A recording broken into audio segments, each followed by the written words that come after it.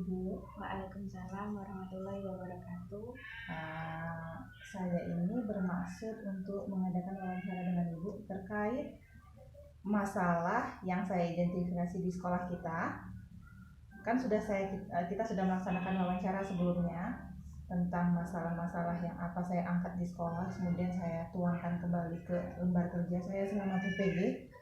Nah, selanjutnya saya minta solusi dari apa masalah yang kita hadapi di sekolah.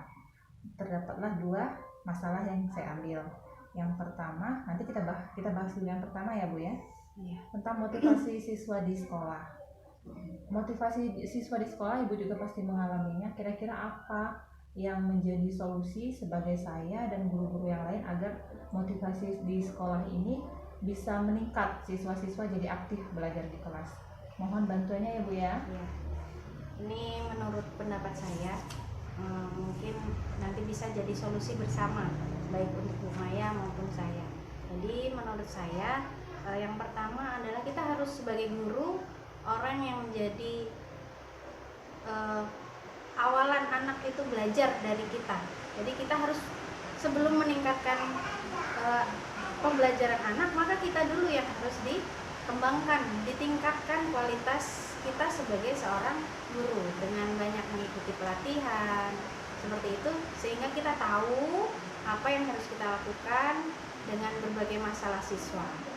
Kemudian yang kedua tentang fasilitas. Jadi fasilitas pembelajaran itu sangat berpengaruh pada semangat motivasi siswa dalam belajar. Jadi kalau ada beberapa media pembelajaran, fasilitas yang ada di sekolah, siswa akan lebih semangat. Misalnya kita menggunakan LCD, jadi mereka tidak bosan hanya mendengarkan ceramah dari guru, tidak bosan hanya mencatat, tapi dengan beberapa fasilitas, dengan media yang kita lebih variatif, maka siswa itu lebih semangat, lebih termotivasi dalam belajar. Kemudian adalah memanfaatkan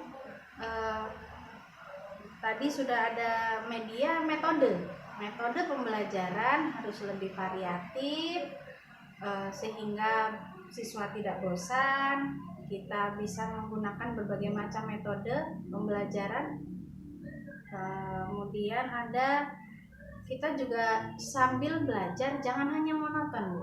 Jangan hanya menyampaikan materi, tapi kita juga selingi misalnya tentang akhlak, bisa kita ajari tentang berbagai macam cara belajar yang menarik. Kita kasih motivasi, apa sih yang kita munculkan motivasi baik dari luar maupun dari dalam diri mereka. Mungkin kita bisa cerita tentang orang tua mereka, kita bisa cerita tentang cita-cita mereka, sehingga mereka itu semangat.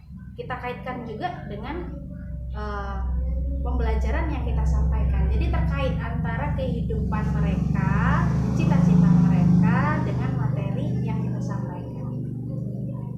Terima kasih banyak Bu.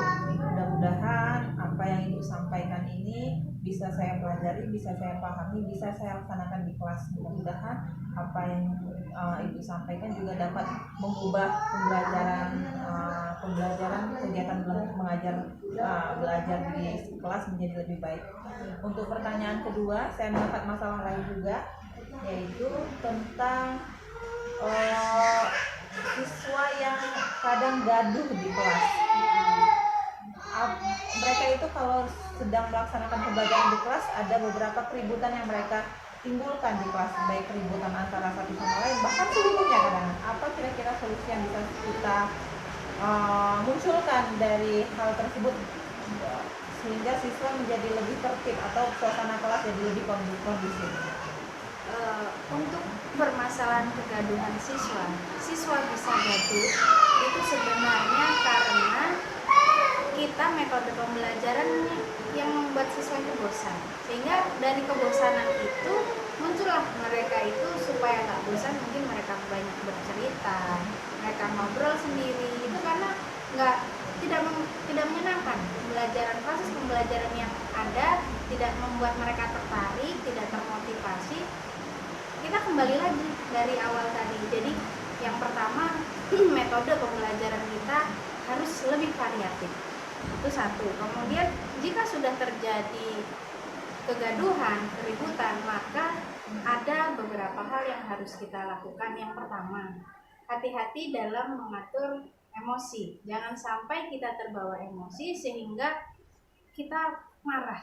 Sehingga akhirnya siswa juga bukannya memperbaiki diri kalau kita sudah marah, tapi mungkin malah ada yang ngambek, malah semakin gadung lagi berikutnya, tidak semangat dalam belajar. Jadi kita harus mengendalikan emosi, kita tegur dengan cara yang halus, atau kita alihkan dulu pembelajaran dengan kita ajak bercanda, kita kasih selingan bercanda, kemudian kita kasih pujian bagi anak-anak yang mengikuti pembelajaran dengan baik. Nah, itu kan lebih semangat lagi. Ketika kita memberikan pujian, pasti mereka semangat. Kemudian untuk yang gaduh, kita ajak bercanda dulu, kita selingin dulu pembelajaran biar mereka nggak bosen. Kita ajak bercanda, kita ajak cerita ke hal-hal yang lain dulu. Setelah mereka fokus, kita baru kembali ke materi pembelajaran. Mungkin itu yang bisa saya berikan untuk Maya. Semoga bisa jadi solusi. Ya, intinya saya bisa tangkap yaitu kalau anak keras, kalau anak ini kan kalau kita bilangin, kalau kita kasih peringatan, mereka cenderung lebih membangkang. Dan intinya kalau mereka otaknya sudah keras, jangan diberikan umpan balik yang keras juga, seperti itu ya, Bu, ya. Ya, terima kasih banyak Bu atas waktunya, sudah meluangkan waktu untuk saya wawancara. Sama-sama. Terima kasih.